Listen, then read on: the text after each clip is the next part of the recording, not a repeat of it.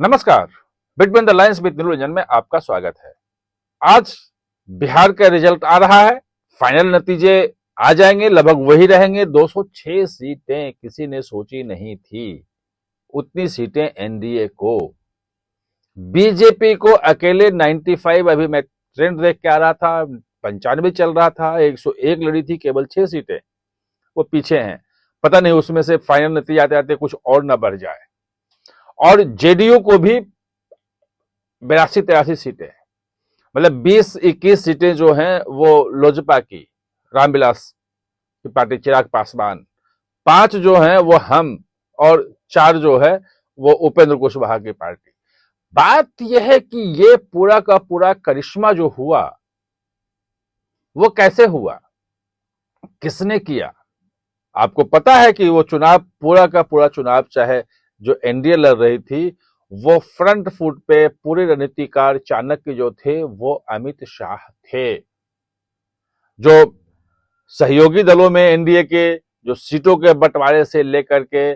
जितनी भी सारी चीजें थी, रणनीति पूरी की पूरी, बूथ मैनेजमेंट, सहयोगी पार्टियों के लिए भी, जेडीयू के लिए भी,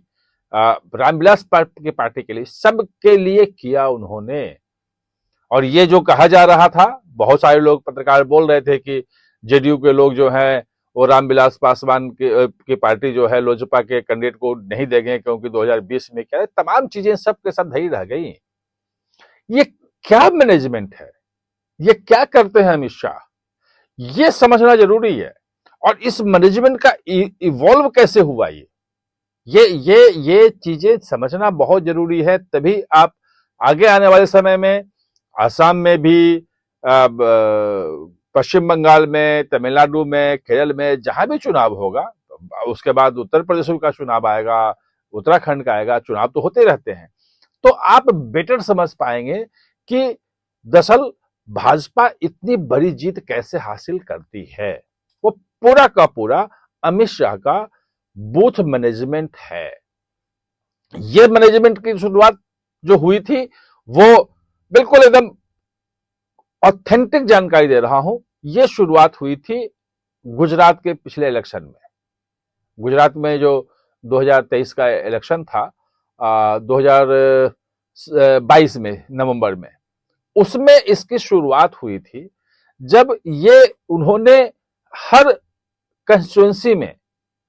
वो देखते क्या है कि एक कंस्टिट्यूंसी में अमूमन आमतौर पे 300 के आसपास बूथ होते हैं, 300 के आसपास, कहीं कहीं 325 हो गया, कहीं थोड़ा कम होगा, कोई ज्यादा होगा, आप एवरेज लगभग होता है। वो हर बूथ पे कितना कितना वोट किसको मिल रहा है, पिछले 5 साल, 10 साल, 15 साल, कई इलेक्शन का देखते हैं कि कैसे मिल रहा है, उसमें से वो निकालते हैं कि इतना हमारा कोर वोट है।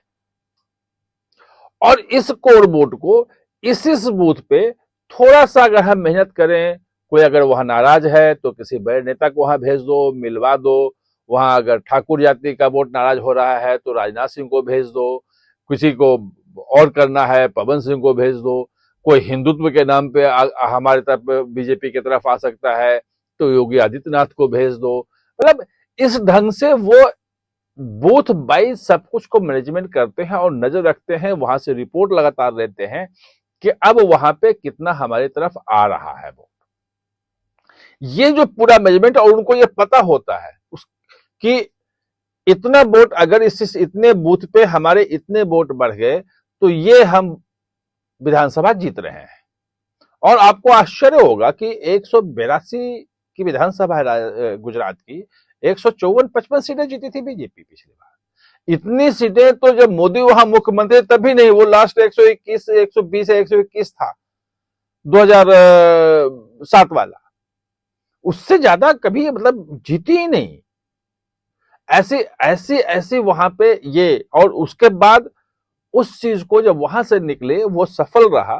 तब उन्होंने मोर्चा संभाला कि अब हम मध्य प्रदेश, जो कहा था कि भाजपा हार गई है, तो उन्होंने मध्य प्रदेश और छत्तीसगढ़ को लिया अपने हाथ में, कहा कि ये हम लड़ते हैं, क्योंकि दोनों जगह भाजपा हारने वाली थी। ये कहा था कि राजस्थान जीत सकती है लेकिन मध्य प्रदेश और छत्तीसगढ़ तो भाजपा नहीं जीतेगी।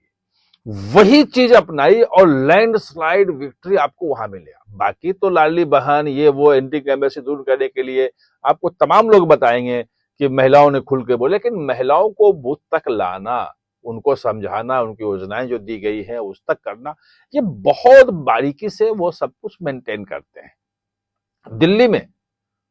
दिल्ली में तो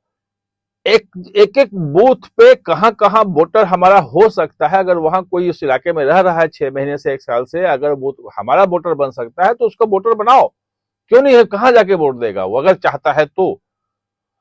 ये तमाम चीजें उन्होंने मैनेज करके, और दिल्ली का इलेक्शन को पता है। यही चीज बिहार में हुआ। बिहार में अमित शाह ने 5 संभागों में पूरे बिहार को बांटा, 5 संभाग में, और लगभग हर जगह 50-50 के आसपास, 50-48 ऐसे सब सीटें थी उसमें। हर जगह एक संगठन मंत्री जो संघ से आते हैं, प्रचारक होते हैं, वो संगठन मंत्री को हर संभाग की जिम्मेवारी दी कि आप इसको देखो। 5 जगह पे सब संभागों के जो कार्यकर्ता हैं, जो एक तो बूथ लेवल के जो कार्यकर्ता हैं, उनको बूथ कमेटियों के वो जो भी थे 5,000-7,000 जो भी थे, वो सबको संबोधित किया ओपनली, वो संबोधन बाहर भी आया। एक उन तमाम जिलों के पदाधिकारी और सबके साथ मिलकर के जो महत्वपूर्ण है उनके साथ बैठक की, और उनको बताया कि आपके सामने ये बूथ है, यहां ये चीजें हमारे पास आ रही है, आप हमें रिपोर्ट दो कि कहां कहां से कैसे वोट बढ़ेगा। वो जब उनकी पूरी रिपोर्ट आ गई, फिर उस पे किन किन को भेजा जाए, कैसे बढ़ेगा, किस चीज की जरूरत आपको है, प्रचार चाहिए, कोई और इशू वहां करना है तो उस इशू को के लिए हम क्या घोषणा कर दें, ये तमाम चीजें मैनेजमेंट वो करते हैं। और जो छठ के बाद लगातार वो बिहार में बैठे रहे, जमे रहे, छठ के बाद सारी रिपोर्ट लेते रहे कि कहां कहां से, अगर बाहर से कोई ट्रेन से आ रहा है वोट देने के लिए, उसकी व्यवस्था की गई है आने के लिए, वो कहां कहां पहुंच रहा है, कोई आना चाह था आ रहा है कि नहीं आ रहा है, वो वहां बूथ तक पहुंचा या नहीं पहुंचा, अंतिम दिन वोटिंग के दिन तक वो एक एक वोट का वो हिसाब रखते हैं, और वो जो देता है रिजल्ट, वो आपको गुजरात में दिखा, वो आपको मध्य प्रदेश में दिखा, वो आपको महाराष्ट्र में दिखा, वो आपको दिल्ली में दिखा, और बिहार तो मतलब ये मैनेजमेंट जो है, बूथ मैनेजमेंट,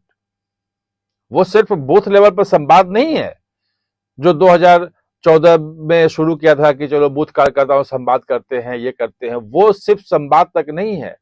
ये सिर्फ बूथ कमेटियां बनाने तक नहीं है कि हर बूथ पे 20 लोगों की कमेटी हो और पन्ना प्रमुख कर दिया और एक पन्ने में दे दिया कि भाई इन लोगों को ला करके आपको वोट दिलवाना है। उससे कहीं आगे निकल चुका है चुनाव प्रबंधन अमित शाह का,